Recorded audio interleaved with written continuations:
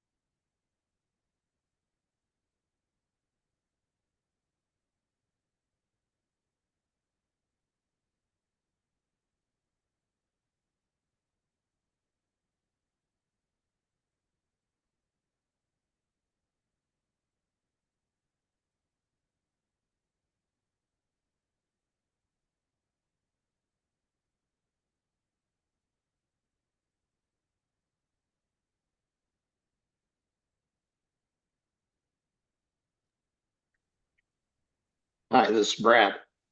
Hey, Brad, Jay Arthur. Hey, how you doing, Jay? Good. We're the first ones here. Yeah, I just went a little early just in case. I'm I hear actually you. having the internet at my house upgraded, so it's actually down right now. So I'm running this off of my iPhone. Yeah, we're having the office one upgraded. I had to upgrade my home one as well. I can't handle the slow anymore. Yeah, well, I had no choice. There's upgrade to fiber optic or lose my service. Right. Well, let me think. I guess I'm upgrading. Well, I think the fiber optics is better. Were you running DSL or something?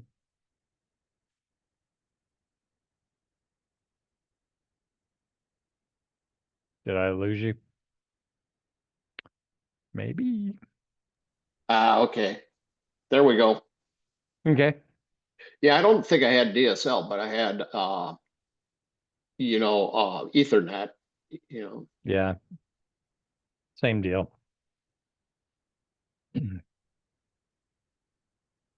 Yeah, they're moving to all fiber optic where there used to be twisted copper parent ground. So um,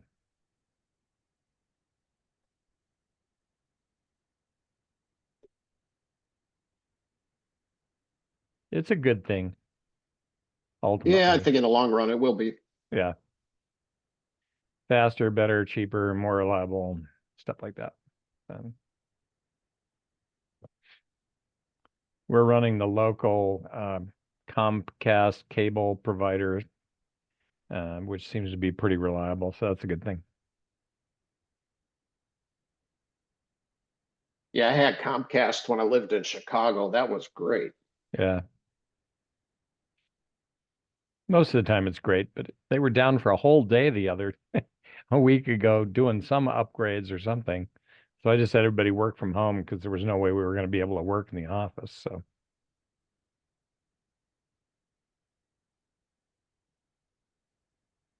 Mhm. So what are you looking for out of this discussion, presentation slash whatever? Just continued learning, Oh, okay, never stop learning and, the connections you may make through the process. that's right. And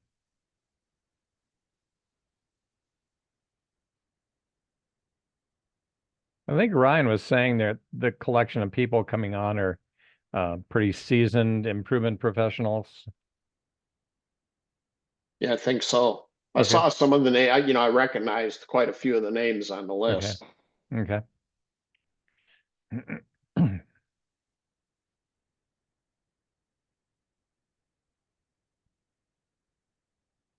It seemed to have started recording right when I logged on, which I find odd. So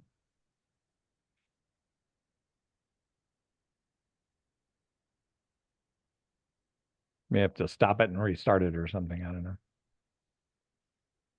I'm not doing the recording. It just started that way automatically. Uh, I'm going to record it on my end too, I think.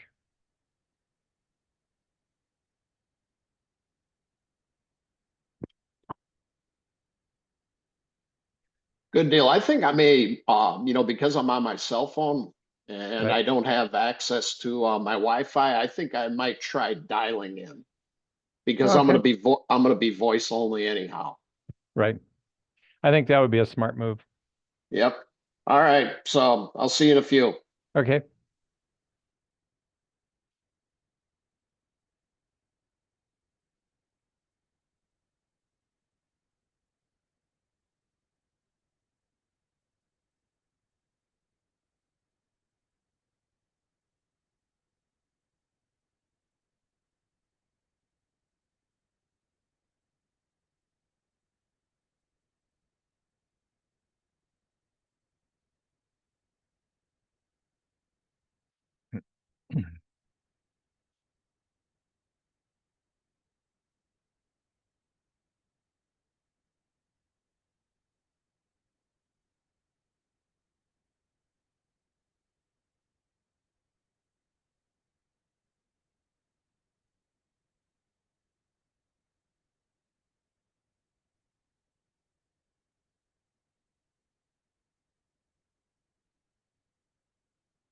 Hello, Hey, Dara.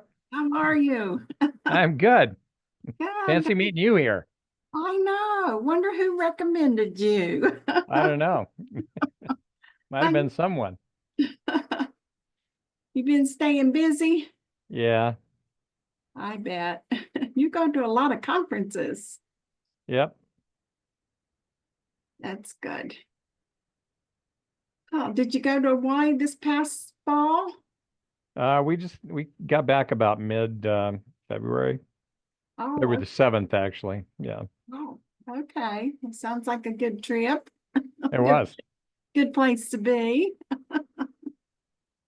It was Oh, in the 70s, a little cool morning and decent all day. So that's good. not like July when it's 90. So yuck. I've been up in Alaska working, and it was so cold I was about to freeze. Well, this morning's low was -2 here in Denver. I know it was really cold here this morning too. Where are you now? I'm in Pueblo West. Okay. Yeah, we moved down here about 5 years ago when David retired to be on the reservoir. Uh-huh. And so we got to get another boat. He just sold that one. He wants a fishing boat instead of a pontoon boat. Right. And we're going to wait till spring to look into that. Yeah, boys and their toys, I'm telling you. Yes. Do you ever come down to the lake here or? Pueblo Reservoir, Mhm. that was the first place I ever went sailing, like, geez, 30 years ago. Oh, I okay. had a 14.6 meter Boston whaler harpoon, and we went down there to sail around. Okay. There's still a lot of sailboats that go out. It's a long way to go sailing, though, so I mainly stayed at Cherry Creek and Chatfield. Yeah. It's really a busy reservoir. We had our boat at the docks for a couple years and they got so expensive Yeah. that we stopped doing it. Mm-hmm. Hi, Ryan. Hey, Hi, Ryan. hi. Hey, I saw both of you join like 10 minutes ago. I was leading another group and I couldn't jump over. I wished I would have. No worries, no worries. I'm glad you're It's here. recording. It started recording when I logged on. Yeah, I don't know that's if you fine. want that I'll fine. I'll edit it out. Yeah. Okay. I do. I record these. I mean, we can always stop if it becomes something where we want to have a non-recorded conversation. It's totally fine. But I record it mainly for this group. So if Right. people can't attend and they want to hear some of the conversation, they do. So it's Would it be okay if I record it since it's my first absolutely, run through? Okay. yeah, you could in fact, well, you could record it as well, and then I could also send you the recording as Okay. well. Yeah. I what I do is I pull it down from Zoom and then I save it to YouTube, Okay. and then that way it's an easy link for Right. people. Gotcha. Yeah. And Deborah, you got what is that, your promo for your Yeah, book is author? Wow. Yeah. I got my Hey, Christian book out. And yeah, Yay. I saw it. I saw it. That's so great. yeah, So great. What's this one about? it's women leaders of the Bible.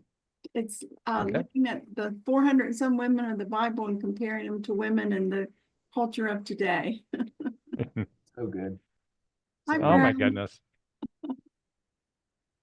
We have Brad on. This is his first time. His Yeah. his internet Can you was hear me down, so okay? he's joining by phone. So we can hear you. We can hear you. Yeah. Good We'll deal. wait.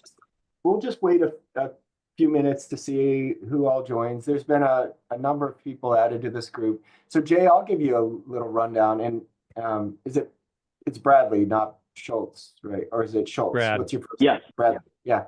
You can just call me Brad. Brad. Okay. So just to give you a background, and I might do this with others who join this group, I put together probably a couple of years ago now. Uh-huh. It's been a while now, and it started with a number of friends of mine, people that Uh-huh. I'd worked with, from largely a lot of them from Kaiser Permanente. And we've all gone our own ways, but it was Right. from Kaiser Permanente, from Stanford, and then connections that we've made, other people have made. For Mhm. example, Deborah just sent me a list of probably 15 people that she thought would be good to be added to this group. So it's improvers from all over the country. Uh-huh. Currently, we don't have anyone outside of the US, but it could grow beyond that. But it's just people who want to get together and talk about improvement concepts, Okay. largely at more of a more advanced level, or even sometimes it's just connecting with one another. Uh-huh. It's you've got like-minded people who enjoy the same type of thing, and sometimes we just talk about life or what people are up to. Right. So it gives each other a venue to connect, network, to Good job. learn about what's going on in each other's lives, things like that. The world needs more connectors like you. Oh, it's just it's just something that I felt was valuable for me, and it seems like it's resonating with other people. There have There been you times go. where it's 1 or 2 people in this, and other times where we've had, 15 people. So Right. it's been fun. It's been fun. Yeah.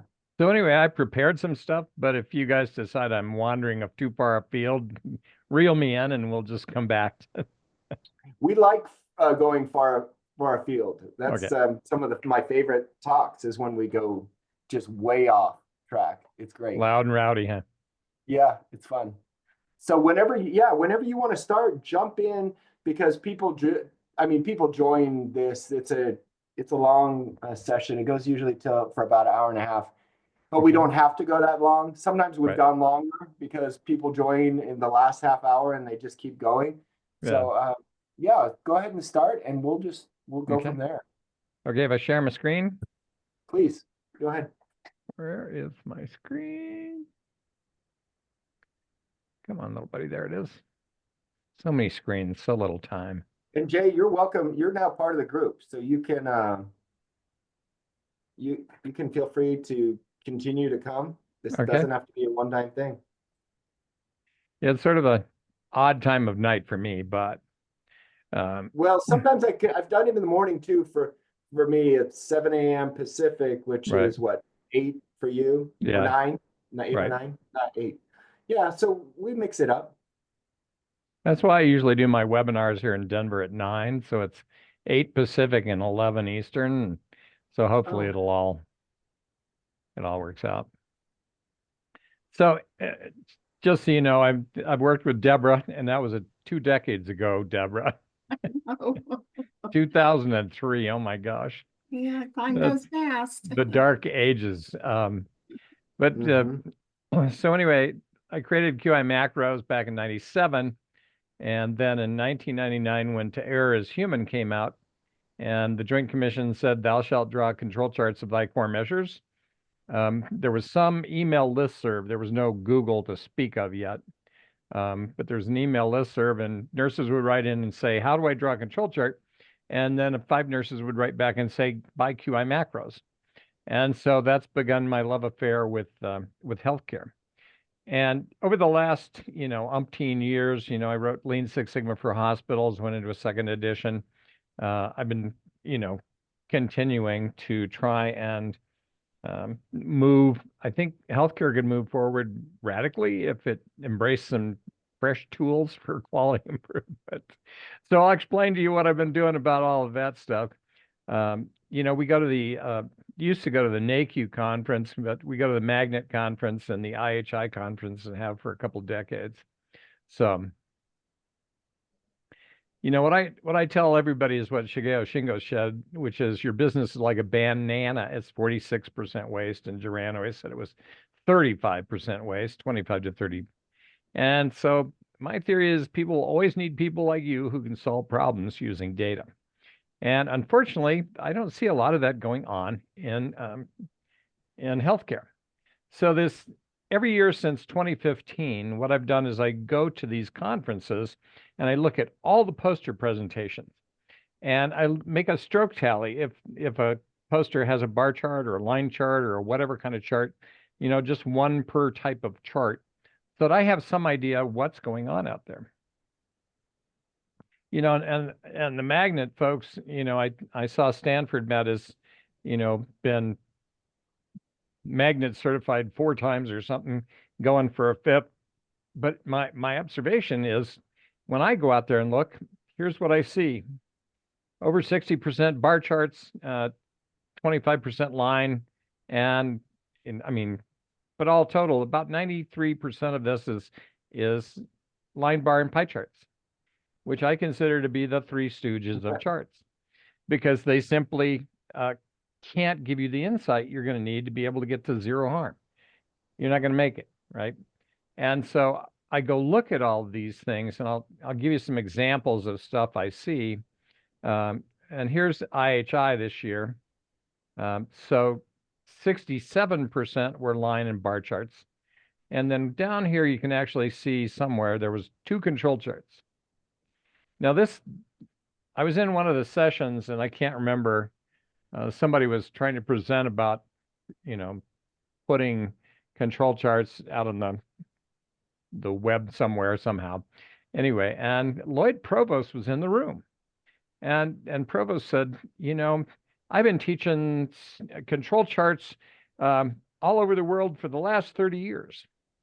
And my question is, well, why aren't they anywhere in these poster presentations, right? And I feel like pretty much the same way. It doesn't matter what you teach if nobody uses it. So that's kind of, my real frustration with healthcare is it's not embracing the tools of quality. It's hanging on to last century line and bar charts. So I consider these two the dumb and dumber of charts. So I've come up with names for them just to try and, make people wake up. So one of the things I've found, tomorrow I'm teaching a healthcare data analytics webinar, and people don't always know what, when, where, why, how to use the data they do have. So anyway, here's my thing about time series. Anytime you have money or ratios like patient falls or VAP rate or whatever it is, anytime you have a ratio, that can be put into a control chart. And Dr. Donald Wheeler says the XMR chart is the Swiss Army knife of control charts. So I recommend that people start there. Now, that varies quite a bit from Provost and Murray. If you're familiar with the healthcare data guide, right? 600 pages of such things. But they really like P and U charts. Wheeler likes the XMR because you're using the actual data itself to come up with the limits, as opposed to a P and a U chart, which are using theoretical limits. And Wheeler thinks that causes too many false alarms. So we can talk about that. Then I tell people what we need is some counts of mistakes and errors like order not received, pharmacy order errors, medication errors, any of those kinds of things. And, the secret sauce for that for me is the Pareto chart. And then what we want to do is we can take time data like wait time, turnaround times, time to thrombolytics, door to balloon time, all those things can be plotted as a control chart or as a histogram. And you usually have no lower spec in healthcare. So those are really the three types that I keep seeing over and over again. And the other thing I don't see is people showing their before and their after. Did it get better? Right? And, same thing with Pareto charts. You had a before, did we make it better? And histograms, did we make it better? So, I go to these conferences and I see somebody standing there. I call her Nurse Betty because Nurse Betty is standing there in a very proper, navy blue pantsuit with comfortable shoes. And she's standing in front of a poster and reading it intently. And then she pulls out her phone and takes a picture of it, like it is the gospel. And she's going to go back and implement that at her hospital. And I go up there and I look at the charts and things that are in there, and I can't discern that there was actually an improvement. It's a poster, but I don't see it. And so I have some examples of some of the things that we see. So, the magnet stuff is all about empirical outcomes. So anything that affects a patient, so falls or VAP rates or infections or central line BSI rate, all of those things are data that we could actually use and very easily plot. And here's the most common types of charts I see in healthcare. So an XMR, and people get confused when they're starting to try and navigate the decision tree. And I say, look, if it's got a decimal point, it has to be variable data, right? Decimals, variable data. Otherwise, you can't, it has to be integers or attribute most of the time. Not always, but sometimes. And then P charts and U charts. And sometimes I see G charts and T charts for surgeries between retained foreign objects or time between surgeries or something like that. Oh, obgest. I'd hate to have an obgest in my retained foreign object, sorry. They're the worst. They're the Typos. worst. Typos are us, okay? So these are what I see all most common if people would use them, but they don't use them. So, here's the falls per 1,000 patient days, and people don't understand the range chart, so I have to explain to them that the range is just calculated from each successive thing. And then we have the ability to show before and after stuff. Let's see, there's the before and there's the after. And you can also do that with a U chart, and we can show the before and after on that. And I know most of you are somewhat familiar with QI macros. So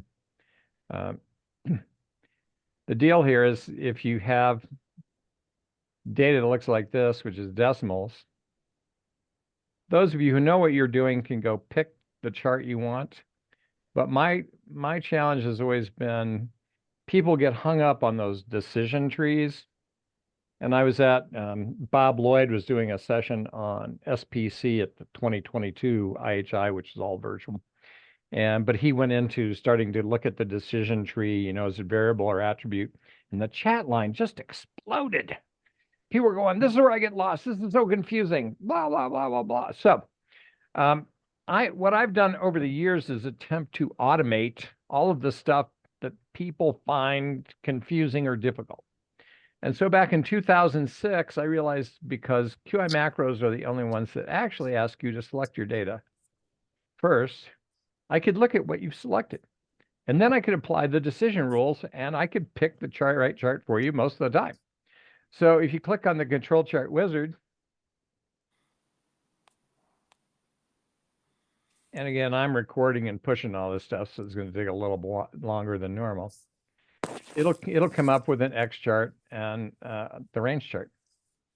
And then the other thing too is in the QI macros, so we have all of our out of control points highlighted here, and you can set it up so you only use the IHI's rules, which remove one of the set's rules out of there.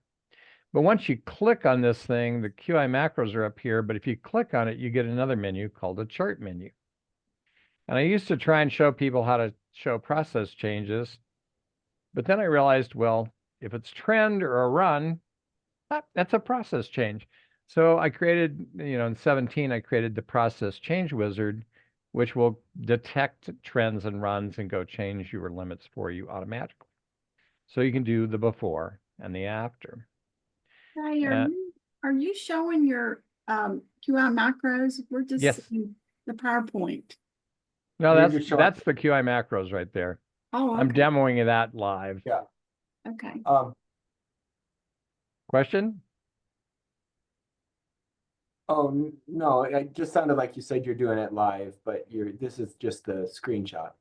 No, this is live. Oh, then you're not showing the live version. What are you seeing? We're just seeing the PowerPoint slide of you chart. That's not right. Why aren't you showing my thing? Oh, sometimes Zoom doesn't like to do that, does it? Why are you doing this? Can I get Zoom to actually take a picture of my... Let me see if I can get this thing to do right here. Sorry.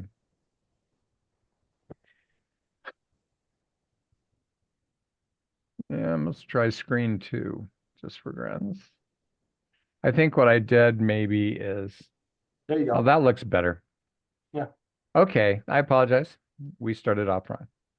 So I selected the wrong screen. It was just showing the PowerPoint one. So anyway, just the idea is you select data with the mouse, click on the QI macros, and you can click on the chart wizard, and it'll automatically go choose the right chart for you. So by automating this, it makes it easier to train newbies and get them through their frustration barrier. And then I was also showing you that once you've selected a chart, the QI macros chart menu will let you click on the process change wizard, and it'll detect trends and runs and automatically show the process change. So this is a handy way to get newbies up to speed and running. And then later on, they can come back and learn more about it, but I'm trying to get them going. And so that's been really handy. and I can always tell in a class when I was teaching these things live, I'd show people how to do some of these things. And then I'd walk around the room and they'd have downloaded data from their server and they were drawing charts of their own stuff. And I always thought that was great. Okay. So that's what the QI macros can do. And then let's see if it'll let me go back. No, look. Yeah, there you go. All right, we're on the right thing. And so, but it'll also do that for, whoops, let's go back. So you can have patient days and you can convert that to 1,000 patient days. And I could select that data with the mouse and grab my dates over here because I want my dates and come over to Control Chart Wizard. And it'll look at that and go, because it looks like the denominator is a decimal, it'll figure out that that's probably a U chart. So again, it'll draw the P chart, and you can also show process changes on this U chart as well. So we have choices here, right? We can do it as an XMR, we can do it as a U chart, but you notice there's quite a few more things going on here, more alerts than there is in the XMR chart. And that's Wheeler's argument that an XMR is a better chart for this stuff than a P and a U chart, because otherwise you'd have too many false alarms. Anyway, that's kind of a brief kind of overview or look at that. Here's a P chart of VAP rate, so we can see that really improved, or an XMR chart. And either way, one of the things I have found is if I have to explain this to leadership, sometimes they get lost in trying to understand why this is going uppy downy. And so then I have to explain, well, that's because the denominator varies, and we get lost in how was that calculated, as opposed to, what happened here? Oh, something good happened. So that's just my observation from working with a variety of people, is they get confused when they start seeing what I call skyline limits. So anyway, questions about control charts or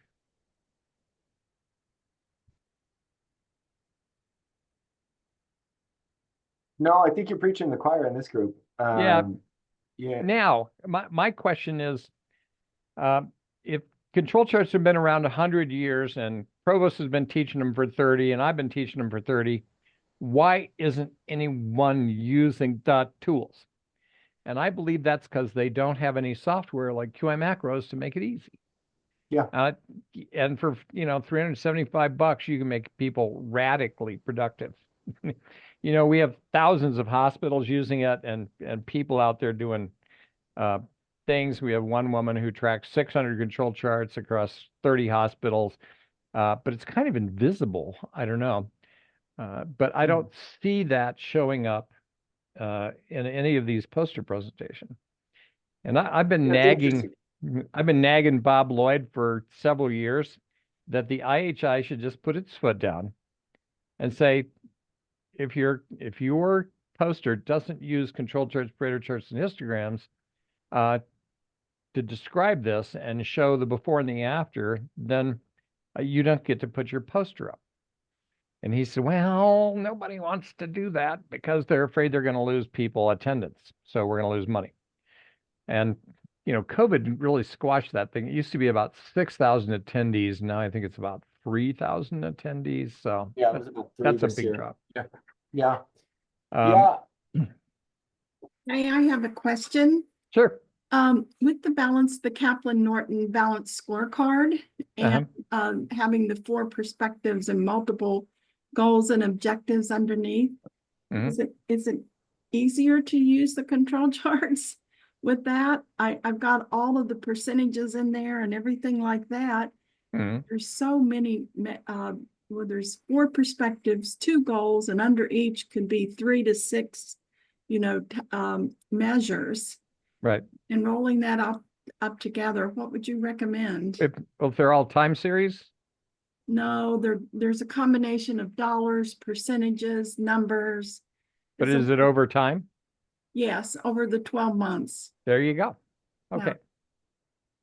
So, one of the things we created was a control chart dashboard. And so with the dashboard, you could come in here and this could be patient satisfaction. This could be injury rate or whatever. And you could just keep going across here. So you're describing multiple measures and they could all be put into one of our dashboards. And so here's a template and you can just bounce through here and look at see if it'll let me click on this. It'll just go through the various things that we're doing out here. And then when you're ready, you click on create the dashboard and it'll build a dashboard of all of those metrics. So I would just put them straight across on that data sheet. Okay. And then what happened to my dashboard? Come on, dashboard. My dashboard decided to be wonky. I hate when that happens, don't you? I'm going to try that again. I think I got flummoxed there. So you went under control chart template? Yeah. Okay. And Control chart dashboards and XMR. XMR. Okay. I'll try putting my data into that and see what I can do. Okay.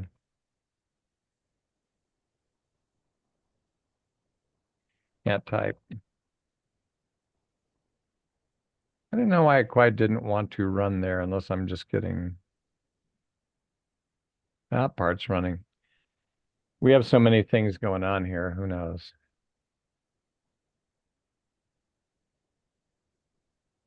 There we go. And my injury rate, of course, need to reset the limits. So there's patient sat and whatever, and then you can come in next month and put in new numbers and refresh your charts like that. Perfect. So and it'll just add data to it. So it does each individual a goal then? Each column separately. Okay. And does it do a roll up if I have the perspectives broken down by percentages to equal 100%? I can see which one is red, yellow, green. Does it have... not on these charts, I don't think. Okay. But we could talk about that. If you show me your data, I can probably tell you how we could do some of those things. All right. Because we have a lot of fill in the blank widgets in here. All right. Where is that? So if you don't know what you're looking for, you can, I'm going to look for balanced scorecard. It'll find the balanced scorecard. We don't have all of everything in the world in here, but, we do have some heat maps, but I kind of stay away from them. Yeah, I did see that. Yeah. So anyway, that's the dashboardy kind of thing that might solve that, simplify that. And the lady who's doing 600 charts is usually these. She used to take her 3 days to do it. Now it takes her 3 hours. So not a bad go. Is she in quality or safety to have 600 charts? Yes. Wow. I think she's the chart monkey for all of that. That's a lot of work. That's one of the things that always worries me is we train all these people and they, if they're using Minitab, they become the only person who has a Minitab license. And so then they become the chart monkey for the company. Does that make sense? It does. Yeah. So that's just sad is what that is. Oh gosh. Anyway. So I can speak for Stanford. Previously I was with Kaiser Permanente and we used QI macros with our Improvement Institute and our Black Belt program. And then, we started with Chart Runner. We've done QI, or we did QI macros, Minitab. We've used all kinds of different. There's the there's another one that There's a bunch of them. Sigma Excel, SBC for Excel. yeah, a bunch of different ones. We've landed here at Stanford on QI macros. We tried Minitab, but I think their SPC charts are junk. And they don't really, you can't edit at all. And it's just, I didn't care for it. So we tried that for 1 year and we went back to QI macros. We also have a kind of a homegrown tool that we use to run just a few SPC charts. Okay.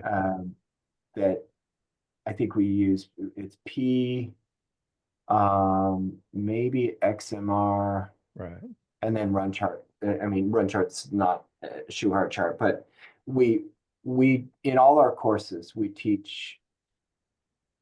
Two of the courses, our black belt course and our advanced course, we use QI macros and walk through. I coach them on how to use QI macros and then also the elements of the Shewhart charts. And so for our programs, they have to demonstrate the improvement using control charts.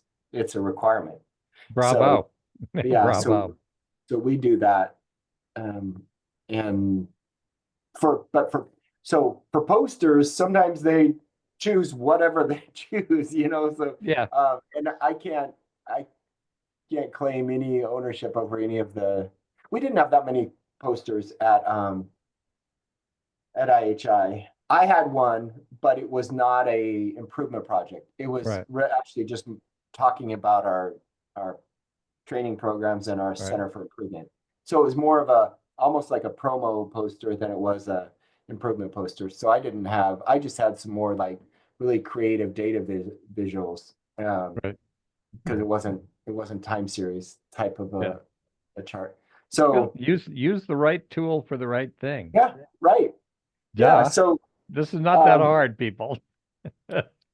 Yeah, unless they don't have access to a tool that runs Shewhart charts, then they've got to either they've got to program it themselves, which I've taught people how to do that before. And certain charts it's not hard, but other ones it's very complicated. So you don't want to necessarily do that. Well, I think it's going to take you several hours to build your own. Yeah. And the loaded rate for a nurse has got to be at least $100 an hour. Oh yeah. And so for $375, I can get you up and running in a nanosecond.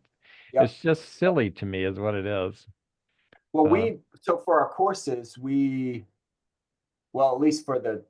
not for the advanced course, for the black belt course, we include that they get QI macros as part of their course tuition. So we've built it in. Yeah. Well, and bravo for that. I will tell you, a lot of trainers and folks want to use like our 30-day trial, or the colleges want to use the 180-day trial to try and keep the price of the course down. But if you're training people that are actually working in industry, I can understand for a plain old student, but for somebody who's doing a green or a black belt class at like Purdue or whatever it is, Purdue buys. But if you're doing that and you don't buy them the software so that they can do it later, they're terrified to go to their boss and ask for the money to go do it. Terrified. Yeah. Back when I was learning this stuff, I think Florida Power and Light told me there's a product out there that you can buy. And I think that was Minitab. They didn't say it by name, but you can buy it, but it's about $1,000. So I went to my boss and I said, hey, I heard there's software out there that'll automate all these charts that it's taking us forever to draw. And it's $1,000. He said, you went to class, shut up, go back and do your job. That's what he said. And I think that is a common response to people who have gone. So, and the other thing that I see a lot out there is I hear consultants whine about the fact that they spend all this time and energy teaching people, and they only do one project and that's it. They have a phrase for it. They call it one and done. Yeah. One and done. And wow, that's a total waste of time and money. So I've been preaching, um, my agile methodology, which is, let's train yellow belts and get them productive in a day and get some results. And when you do that, a certain magic happens because you can get teams and have them be productive and solve problems. But then if they don't, some of them are going to take to it like a duck to water. Well, let's send them on to green and black belt training. It's a screening methodology. We're screening out the people who don't quite have the desire, the chops, the enthusiasm, whatever it is, to be able to go on. Very often, I think we're picking green belts and black belts just out of a hat, and I don't think we get the right people. That's my Yeah, rant. I think that's often true. I think that was the case, what I saw somewhat at Kaiser. We would send, I mean, we had improvement institutes where we had 300 to 500 people at a time. It right. was running multiple times. And so I remember coaching so many people in that program, and maybe half of them, maybe not even half of them, went on to continue to do improvement work. I was okay with that in my medical center because I was trying to build a culture of people who knew the Right. language. And so even if they weren't using it, they at least understood it. Because I would tell, I recall this one time where I was in a meeting with all the managers of the medical center, and they were presenting data, and they presented what looked to be just normal variation. Right. And they were celebrating it like it was this big win. And I tried to be brave, and this was fairly early in my improvement career, and I raised my hand. I spoke up because it was my role, and I thought I'm to be responsible in my role. I wouldn't be doing my job if I didn't speak up. So I shared, and the response I got from the leader at the time, the CEO of the hospital, in front of everyone, said, "Well, Ryan just thinks different than the rest of us." And I went, "Well, that's great. We're not going anywhere with this." So it was wild. But unfortunately, that's the way a lot of leaders feel. It's like, you know what, you're hurting the narrative, Yeah. And well, everybody wants to look good. Yeah. They all have fear of looking bad. And with fear of looking bad, they don't give you the data that you need to solve the problem they want solved, and it's just ugly. My own personal experience with the phone company was somehow the outside plant guys convinced the quality people to bend the data to start to prove that we needed more repair people. And we put together a whole project to prove that we needed more repair people. And they sent me this thing, and I knew nothing about it. I get there, I'm there for 24 hours, and I looked at it, and I came back to my vice president. I said, "This is dead wrong. We need less repair. We need not to have things break. What we're trying to do is pass, bless this stupid thing." And it failed, and we all spent 2 months in Salt Lake City working on a special project that was just an epic fail, which left a bad taste about quality in the mouth of the leadership team. But nobody was going to listen to me because I was a peon. But I think I could have saved that company. Well, I did save the company about $36 million in a couple of projects I did later on, but they just wouldn't let me tackle those things. So this is a sad part too, right? Okay, what was the name of your book with the healthcare data sets that you were referring to? Uh, well, I have a bunch of them, but let me, where's my thing? There it is. There we go. And back to Zoom. Okay, there we are. I'll just shoot all this stuff out here.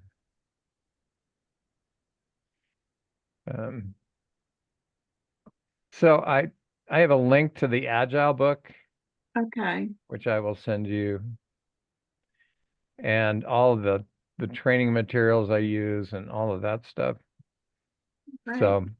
So the first one's the Agile book. Then I Okay, have a prescription, which is a 2-page kind of quick, one sheet about all of this stuff. And then the action plan that I use to train people with, and then there's all the books that are out there. okay. I really like Paul Pizek's book about Virginia Mason, the Healthcare Data Guide, and then John Hopkins has a whole book on evidence-based practice.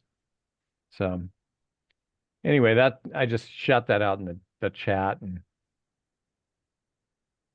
Okay, are you doing any work with like construction and manufacturing groups, or have any books in those areas? Other than the Agile book, which I think applies a lot in manufacturing too, this is a cross-cultural thing right here. Okay, Yeah, so I have the Lean Six Sigma Demystified book. okay, I've got that one. Yeah.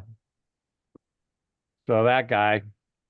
So next week I'm going to Phoenix for the American Society for Quality Lean Six Sigma conference. Uh-huh. In Phoenix, I'll be exhibiting there. They won't let me talk because they think I'm speaking heresy. That boy is speaking heresy about how we ought to do things. But that's okay. I'm finding my own tribe out there. It's all good. There's the Knowledge Academy out of London, Jay. Uh-huh. I keep trying to encourage them to go to QI Macros because as a trainer, they require me to buy a Minitab license, and I refuse to buy a Minitab license. Well, you can't buy it anymore. You can Oh. only rent it. Oh, okay. Well, They went to an anyway, annual subscription. It's $1,800 a year. I know. That's what I said. Well, you're going to pay for that, and they said no. You have to buy it. Get it on your own. And so I keep telling them they need to get QR Macros. So I hope they do someday because my customers can't afford that. No. Well, it was interesting. Minitab went to their um, SAS, whatever it is, software as a service annual pricing model.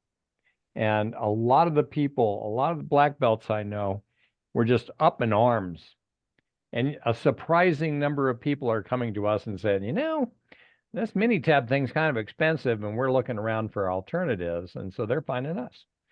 And, 2 decades ago, I was not even comparable, but now QI Macros is pretty comparable. And you're not gonna find, I don't think there's anything exotic you can do in Minitab that we can't do anymore. So I'm sure there is, but not for healthcare. An XMR chart, a Pareto chart, and a histogram, you can solve most things. I hate to keep asking all the questions. Go for it. Are you working with any of the physicians that are doing the denials and revenue reimbursements? Just you. There's a lot of doctors I'm working with that, are really finding incredible amounts of money to save around all of that. And I just wondered if you had anybody that you've been working with. I do not. So in general, I don't actually work with, I don't do any consulting or anything like that. If people have questions about their data and they want to send it to us and we'll take a look at it and help them with it, you betcha. So let me dive over into that for just a minute. There we go. So back in the day when I worked with Centura, Yeah, we did a lot on denials. We did. And Even- guess what? I keep a little bit of that data sitting around in my examples. Uh-huh, So this is by the two regions, by hospital, by admit date, denied insurance claims. And so, there's 47,000 rows. I didn't keep all of them, but I wanted people to have an example of what that looks like. yeah, But it took me a long time to actually turn those things into an improvement project because I had to pivot the thing, and then I had to draw a control chart, and then I had to change the pivot table, and then I had to do some Pareto, and then I had to drill down into the Pareto. It was all very slow. So back in 2016 and 17, I'd done enough of those that I said, I wonder if I can automate that. So if you have data that looks like this, by date, by unit, type of patient harm, yeah. all you have to do is select two headings. And you can have a lot more than that. I mean, I've seen people do all kinds of stuff. And the improvement project wizard will go do that. All the stuff I used to do manually, it automates all that. So if your doctors have line by line denials Uh-huh, of when it happened, where it happened, any other things that you might want to know about that, then it will go crunch through that and turn that into entire improvement projects. And it's currently building all of that out and coming up with an executive summary. So what it just did there used to take me hours and sometimes days. All right, so there's the control chart, and it came up with two different projects. And then I always found that there's a high level, sort of 80-20 level Pareto. uh-huh, And if you drill down to the big bar of that and get down one, which is what we did at Centura way back when, yeah. ours was timely filing, but Mhm. within timely filing, one insurer was 2/3 of the total denials, right? So you drill down to the big bar and you get a 450 level rule Pareto, and then come up with a fishbone diagram. And so it will build all of that out. So here's our control chart of patient harm, and then it drills down into whatever unit 3, and then it drills down into unit 3 and comes up with, the biggest harm in unit 3 is as patient falls. Oh, And then it builds a fishbone diagram. And That's awesome. it just keeps going, it keeps looking. So here's overall, it's patient falls, medication errors, and pressure injuries. If we fixed all of that, we would slay dragons, right? Right. But it's just gonna focus on the patient harm, patient falls. And so unit 3 here is 79% of all patient falls, and then comes up with another fishbone diagram. So essentially, it's done all the analysis for you, and then you can decide which way you want to look at it. And I demonstrated this to a nurse at one of the conferences, and she said, "Oh yeah, that's exactly what we found. It was men between the ages of 20 and 40 and the orthopedic recovery unit that were falling most of the time." And I said, "Well, do you think you can get nurses in there to figure out how to keep 20 and 40-year-olds from running around?" Yeah, you can. There's techniques for that, right? So the improvement project wizard automates taking all that raw data, like we had way back when, and Uh-huh. turning it into an entire improvement project. And it'll do the best it can with whatever it finds. Sometimes there's not enough info, and sometimes there's way too much info. But it'll sit there and crunch along, and you may have to go get coffee, but it'll figure it out. Working on a patient fall project in Turkey. And I can't get them to, they put the post charges after, they have additional hospital days, but they cannot tell me what their hospital day rates are. And so they say, yeah, the patient had to stay 10 more days, and they just charge for the medication and Right. the few Right. supplies, but the hospital day is what's the most expensive. Right. You just can't get that. Well, they don't want to tell you. It 'Cause must be- here's the thing, the fear of looking bad, Yeah, it's going to make them look bad. yeah. bad, bad, and they don't want to look bad. So here's some patient fall data that somebody sent me. But anyway, this could be turned into a project. This one doesn't work out as well, but it still will crunch through it and try and figure things out. So yeah, and if you have problems or data you want to throw at me, just, I'm happy to help you crunch it and turn it around and see if there's something I see that, Is these data sheets you showing us, are they part of in your storage where you can pull things up to look at? Yeah, it's in our QI macros sample data. Sample data, okay. Right, so I have data for healthcare, the healthcare data guide, healthcare SBC. I have the improvement project wizard data, which we just looked Okay, at.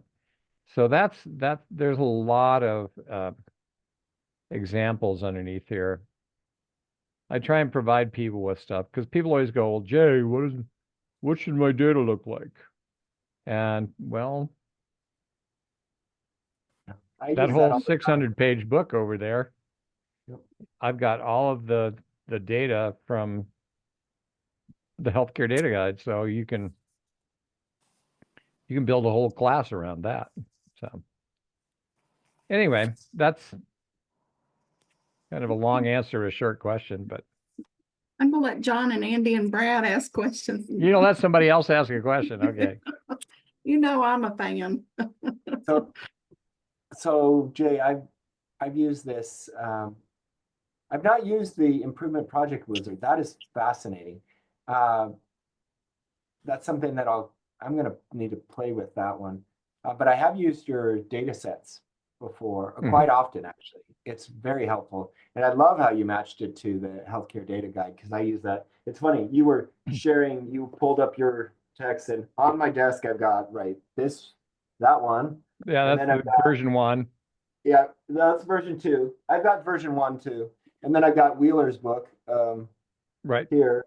I've got a bunch of them just because I reference these quite often. They're really great source material. I'm curious if you could tell me just really fast what new features have been included in the 2025 version.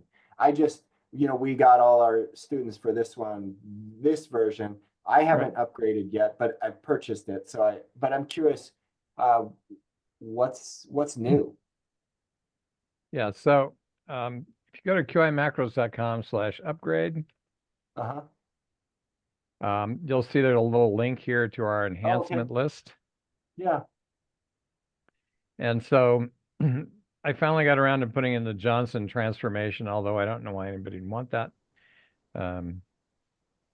And we added the normality test to the capability suites. Last year we did Deming orthogonal regression for labs and some other things. We updated all of the APQP things for manufacturing, equivalence test for paired data.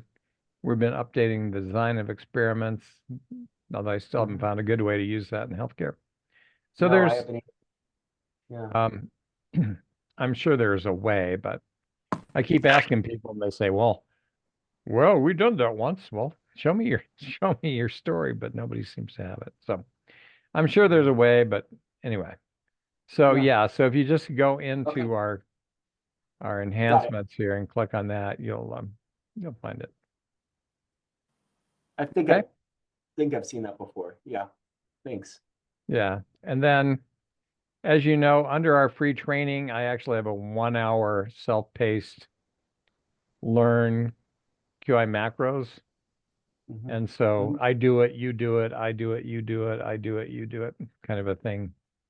And then we have a free yellow belt training out here. And people can take that for free. And then if they want to take the test and get certified, it's $97 for handling. And then I have a free agile trainer training, which is teach people how I do this agile thing, train people in a day and get some results. And people like Christus Health and Novartis and what is it, Crayola? There was one other one. Oh, Underwriters Laboratories sort of rediscovered this on their own. And I saw presentations about how they were doing it because, you know, their leadership team says, you're not getting any results. And go figure out how to do this in a day or two. And they did. But I've been doing that for 25 odd years now. So, and again, I wrote it all up in a book and I sent you a link to it. Yeah. Share it Great. with anybody you want, right? So, Deborah, where are you teaching in Turkey? Where in Turkey are you doing In consulting? Istanbul. Oh, in Istanbul. Oh, all right. Mhm. Wow. I've been I to didn't Istanbul. realize. Huh. I've not been there, but my daughter was doing some mission work. What was it? A year or two ago in Antalya in the southern Turkey, right on the Mediterranean. Beautiful. Oh, we went and visited. And I'm not what? actually going there. I'm doing it all online with an interpreter. Oh, no, it's Excellent fine. choice. Yeah, no. I just we went to visit my daughter and we drove all over the country. We went to the 7 churches of Revelation, you know, the different locations all over. We went to Ephesus, the ruins there. It was so amazing. It was really incredible. Okay. Just really, really, really nice. But the funny thing is a lot of it looked like California, you know, where I live. I mean, it was the landscape, the everything. It just felt like I was just here. On a lot somewhere waiting for the film crew to show up. I know. Yeah, it was wild. And driving in Turkey was wild. It was an experience. I let other people do that. Oh, it was so No much bueno. fun. I'm not going to try that. So fun. So fun. I had a ball. I had a ball. Yeah, it's great. Okay. We haven't heard anything from John, Andy, Brad. You have any thoughts? Do you guys use Shewhart charts? What do you use? What do you use to do data over time? This is Brad. Jay, great presentation. Unfortunately, I can only hear. I can't see, you know, because my internet being repaired right now and I'm on by myself. But if you could, I'd love to, if you'd send me a link, you know, to your site, and I'd love to run the demo. Sure. Brad, we also have this recorded, so you can watch it back and see what he was discussing. Great. Right. Yeah.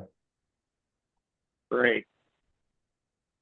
So actually, I have to say right now, the company that I do work with does a lot of online analytics, and they've built a lot of online tools Right.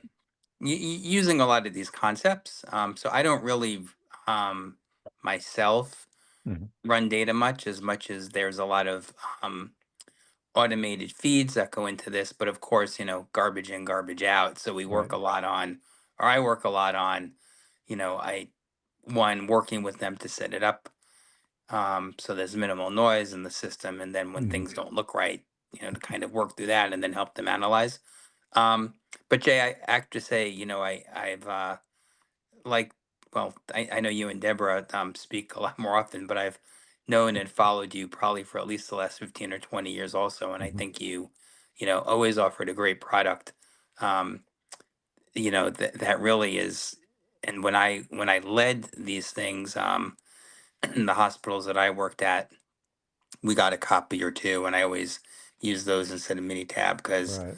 you know it's just it's great, and it's great to see that you've evolved with kind of the needs. I guess the one thing that I'm seeing in a lot of, you know, software and things is kind of AI being involved and Right. predictions. Do you have any plans to incorporate that into your software to the extent that you can?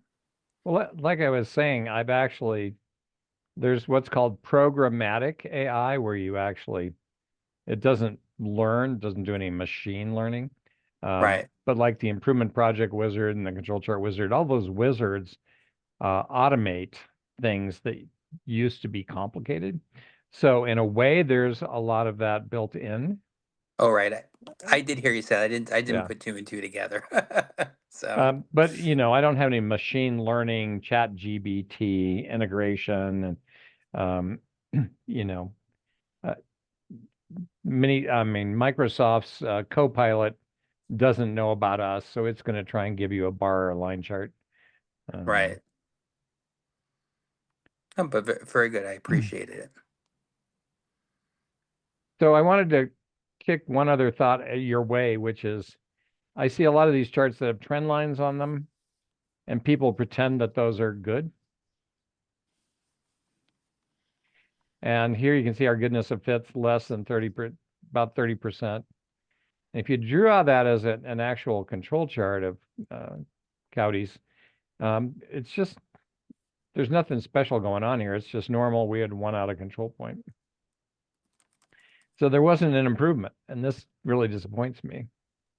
And then another one, here's a trend line, and it's about 53%, which starts to give me hope. But if I draw it as a control chart and show process changes, there actually was a process shift right about here. So somebody did make an improvement.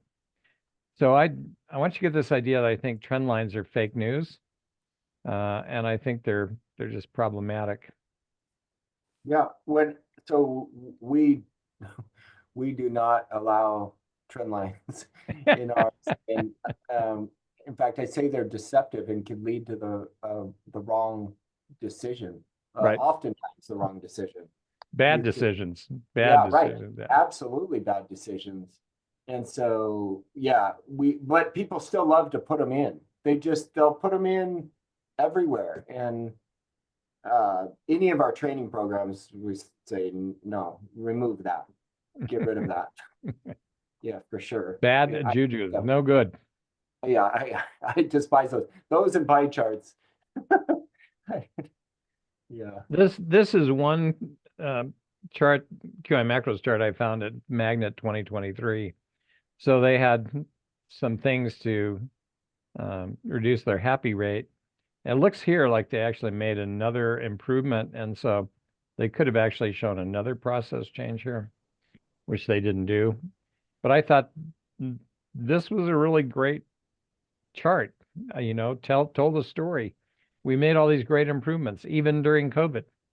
So I thought that was these are the kinds of things I look forward to. So yeah. And I showed you about all those things. Here's a diagram I came up with people seem to like, which is if you want to sustain your gains, you're going to need control charts. Yeah. Because I talk to so many people who say, we made a great improvement, but 6 months later it was gone. And I say, well, did you implement a control system and corrective actions? No. Well, you didn't finish the last step into Mac. You're backing out of it. Here's one of the things I think people don't understand, and which is what you're trying to do is either reduce variation in your control chart, or you want to move the center line up. And that is actually the three things you really want to do with a control chart, but it will tell you if you've done it satisfactorily. So those are the kinds of key essential thoughts that I try and put out in my healthcare data analytics webinar that I'll be doing tomorrow.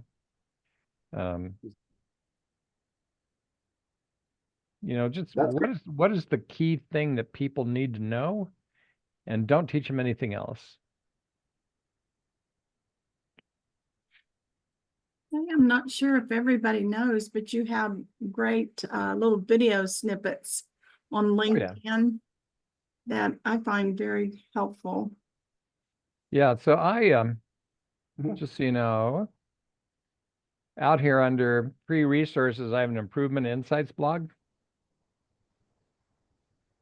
And so every week people can sign up, but it's about a 3-minute video, the latest webinars and things.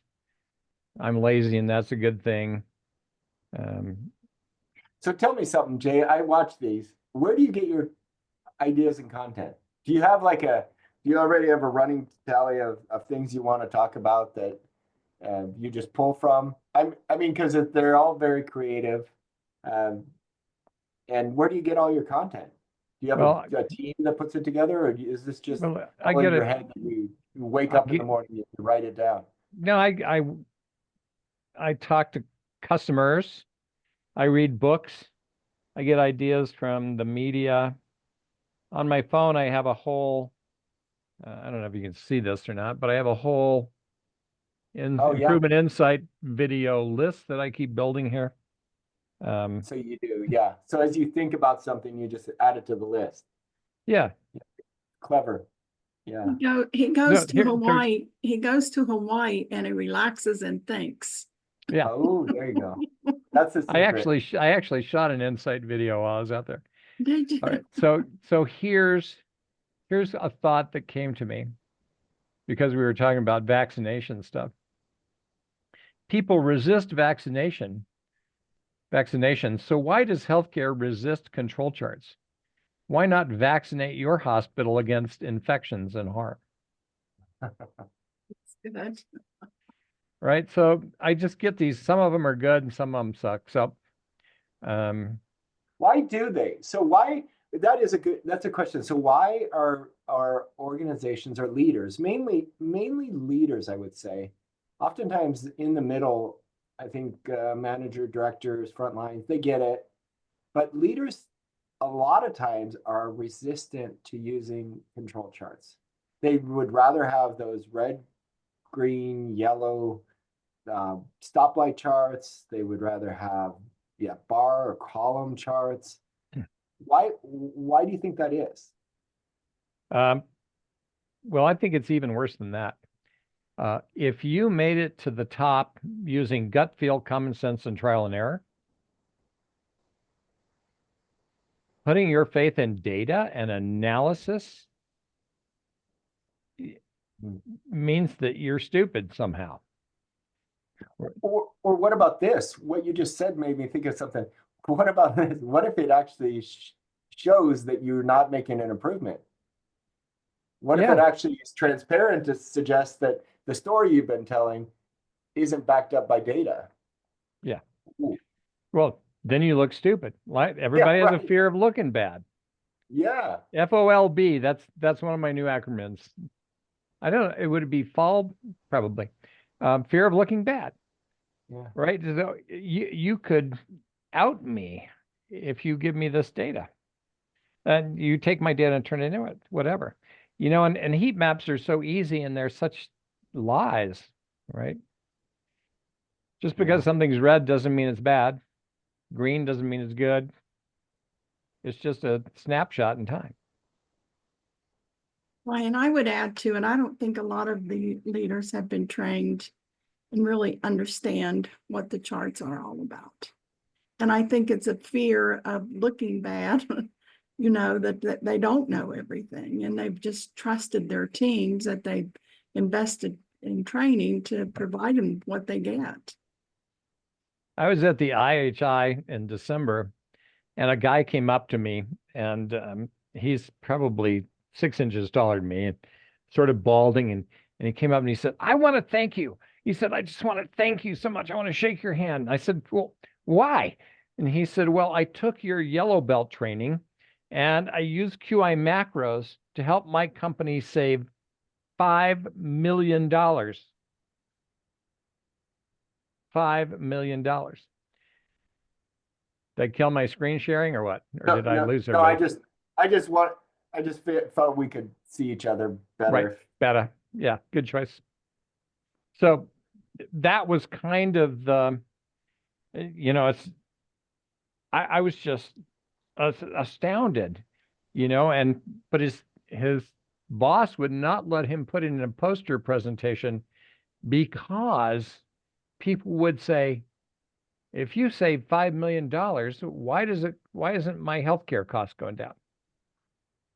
Mm-hmm. Same thing when Deborah and I did that story, it saved $5 million in denied insurance claims. Well, why isn't the cost of my, Just shut up, okay? Was it Yeah. a nonprofit? Yeah. Yeah. Hmm. So anyway, Well, I you think did the it. opportunity is to just start convincing people that these are good charts. Oh, the other thing that he did say was talked, he he then instituted control charts for his whole company and trained his leadership team in how to read them. And now they aren't running amok trying to fix things that aren't broken. They're only paying attention to the charts that matter. And I said, oh my God, I need like 1,000 of you people running around out there. Sorry to interrupt. No, that's good. That reminds me of Deming's whole approach to protect the frontline workers from Yeah. management. I mean, I think that's effectively what it does, right? Right. You're not chasing the dots all over Right. the place and causing the havoc amongst the front lines. That to me, it's insanity. I Yeah. mean, who hasn't worked in an environment like that where you've got the leaders saying, okay, wow, our number is down this month. We need to put together a big group to Why? tackle this problem, right? Right. I had that happen once, my former organization, and the leader did that, said, oh, wow, we're below 80. We've never been below 80, arbitrary number, right? And I'm looking at the data and we're normal variation like crazy. And I'm thinking, yeah, we're below 80, but next month, there's a very high likelihood we'll be above 80 because it was toward the bottom of the control limits. Right. And so put together this team, and I was on it, thankfully. I told the team, we're not going to do anything new. What we're going to focus on is our process. Our process is sound. Let's go and look at the process, understand maybe we have some opportunities, but don't Right. do anything new because we could make it worse. We could take this Tampering. nice, stable process that's performing at a very high level and actually introduce variation into this stable process and cause it spin out of control. And now you got a bigger problem. So we did. They didn't do anything new, held tight. And what do you know? Next month it went up, and they were just praising the work of the team. And I'm like, this is just Fairy hilarious. dust. Right? Fairy Hilarious. dust. Yeah. Yeah. Knowing that data goes up and down within normal variation over Right. time, predictably, unless something changes upon it. I kept them from putting a change upon it to make it worse. Good call. So anyway, it's wild, but using data over time using Shewhart charts truly does protect the frontline workers from bad management. Yeah. Yeah. Great. Outstanding. Thank you so much, Jay. This was great. I want to reserve a few minutes for some just other thoughts of what people might have. I little selfishly have a question for all of you about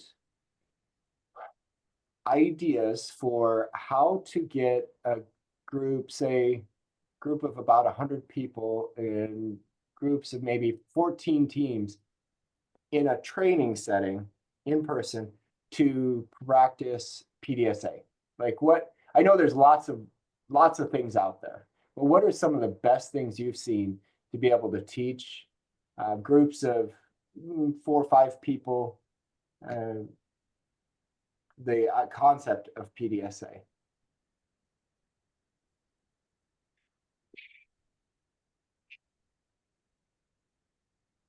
Stunned? Okay, so I've seen paper airplanes. That's one of the things we've done in the past. I've seen those, building the tower of a number of different, products. I think it comes from I can't remember the book that I was recently reading. Anyway, you've got different supplies. You put them together and try to build the highest tower. So that's one. Helicopters. What? The helicopters. Helicopters. Yeah. So tell me about that one. You have a template and you make helicopters and you have a target and you have certain rules to drop it towards the target. And then you come up with a poke-yoke to be able to make it so that the helicopter always lands on the target. I could send you that. I'd love to see that. That sounds interesting. the problem with the paper airplane one is it was it was just a mess of paper. And then, you know, people who of course are saving the environment, it's like, well, we just wasted all this paper. And so that doesn't necessarily work. So I'm going to offer a radical different thought. Yeah, go for it. Okay, so is there a way to take a look at all the people who are going to be in there and what are some existing problems that exist that you have real data about, and then bring everybody in and have them do control charts and Pareto charts and come up with a fishbone and do some root cause analysis to see if you can't actually make an improvement. I will tell you in advance, I'm one of those guys who didn't learn from paper airplanes and catapults and Yeah, catapults is another one, lean yeah. penny things, and Yeah. it's like I don't red bead experiments. I'm sorry, that doesn't work for me. I'm one of them guys, right? But if we got some data, and that's what I argue about in this book, right? Yeah.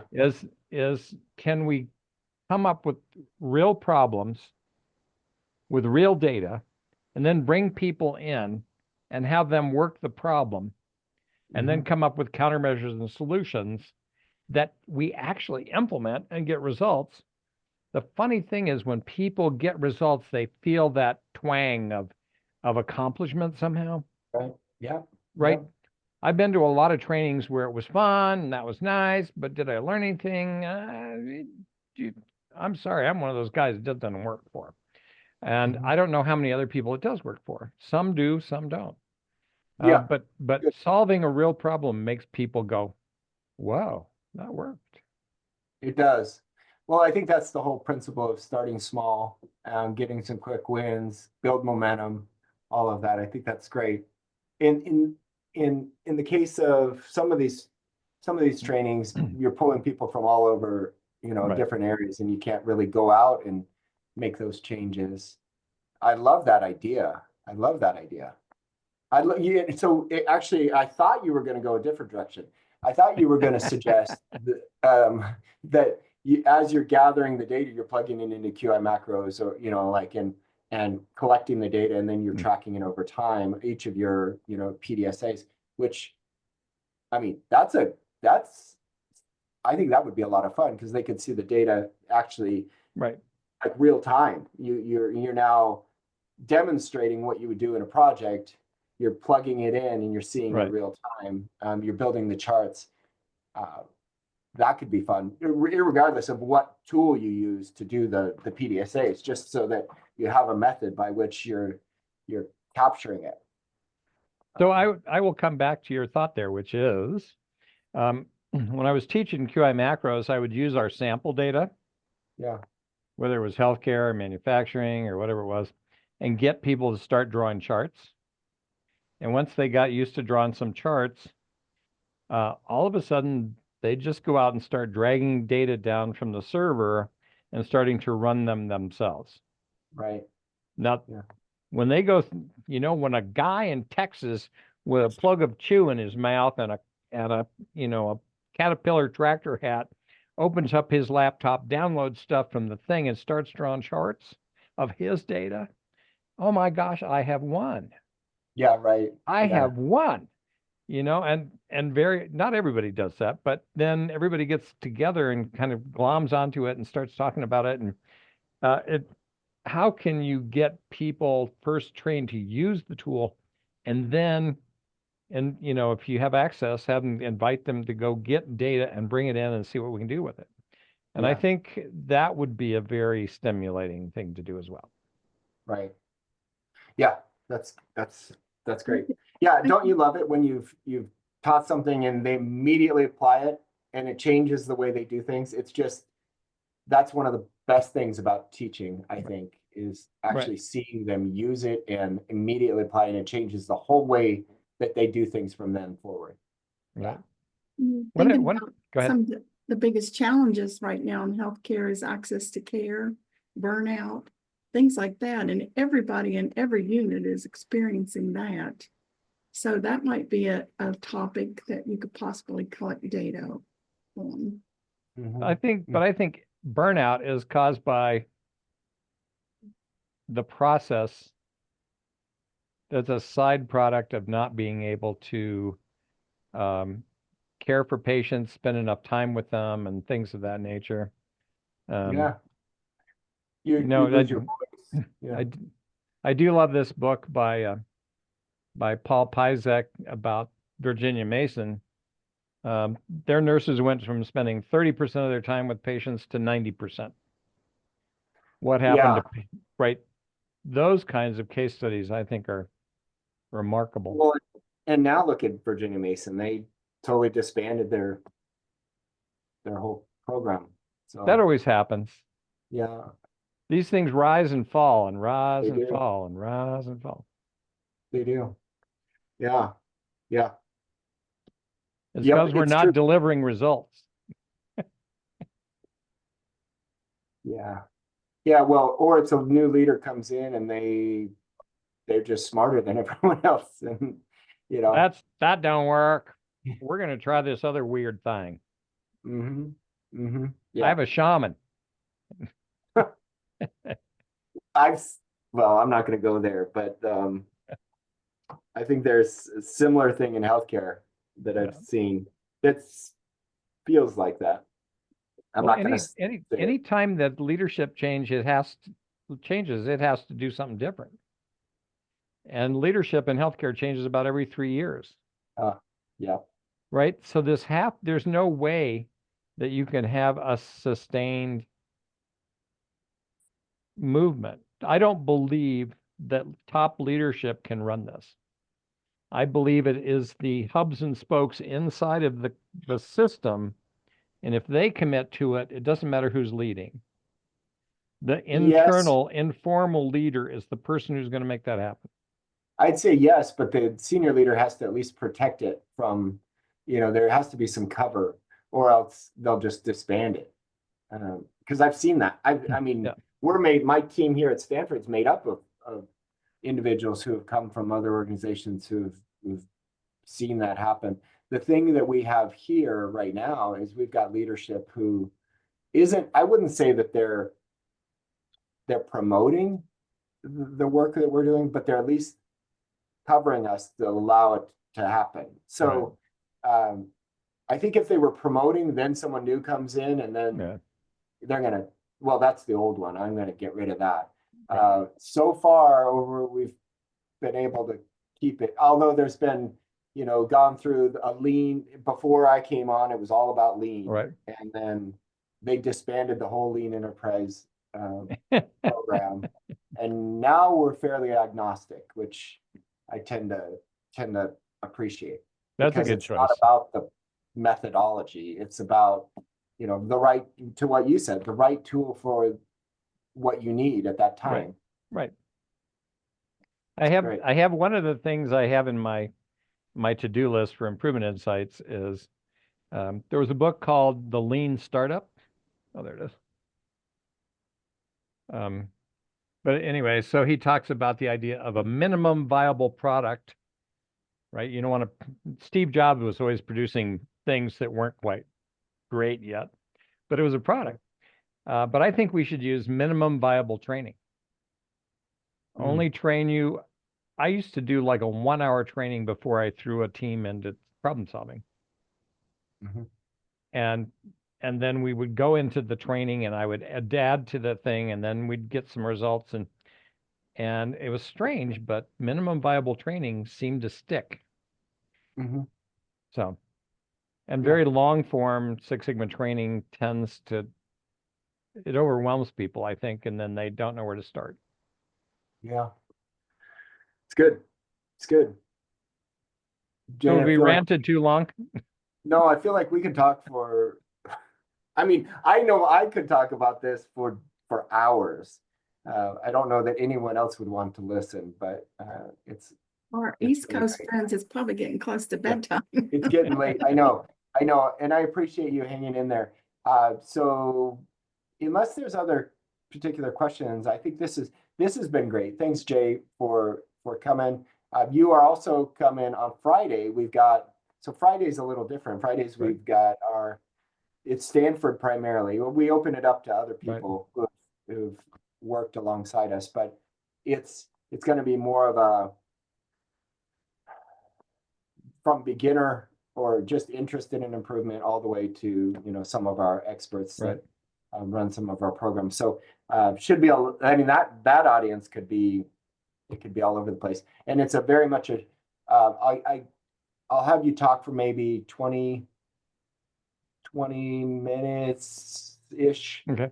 And then we'll open it up to dialogue. So it Okay. gives us a chance so we'll start with more of like an icebreaker where we get to know each other, we connect, Right. and I'll have a chance to introduce you, you Right. talk, and then after that we'll either, if it's small enough, we'll keep in the same room and we'll just have a dialogue like this, or if it's bigger, we'll split them into groups and we'll just have them talk about the concepts that they. Okay. So that's it. So I gave you some of what I was going to talk about in this presentation, which is too long for what we're going to do for 20 minutes. So give some thought to what you would where you would like me to focus and for 20 minutes, and send me an email. Yeah. Well, let me just I can answer some of that right now. I would say the concept of what you shared about going to different conferences and seeing the posters, I think that's good information that they should know, that they're hearing it from, expert in the field, that, it's not just coming from us, that this is important to see this on posters and presentations, because many of them are new to this. And at Stanford, we're all about, publishing and presenting and posters, and it's a big deal. So that would be a good message to share. Probably less on the teaching about, or, I think it might be good to discuss why, I love the idea of the Swiss Army knife of control charts. I think that interesting one. Talking about that, I wouldn't go deep into how to use QI macros or anything like that, because many of them, they'll either have already learned it or they don't have it. So that probably wouldn't be useful. So I think that's enough content right there. Okay. Gotcha. Awesome. I'll tweak it. Outstanding. So much fun. Thanks for spending the time. Thank you all. Thank you, John, Andy, Brad, Deborah. As always, you're so consistent with being a part of this. I so appreciate you and your participation and everything you bring. And you're going to send me that helicopter thing. I will. Awesome. Great. Well, thank you all. This has been great. I'm going to record it. I'll send out the recording to the group probably tomorrow. Okay. Okay, thank Great. you all. Appreciate the opportunity to hear you out. I sent you my email in case anybody wants to send me an email. Okay, I put it in the chat. great. Wonderful. Appreciate that. Very good. Thank you. all. Aloha. Bye. All right. See you. Bye-bye.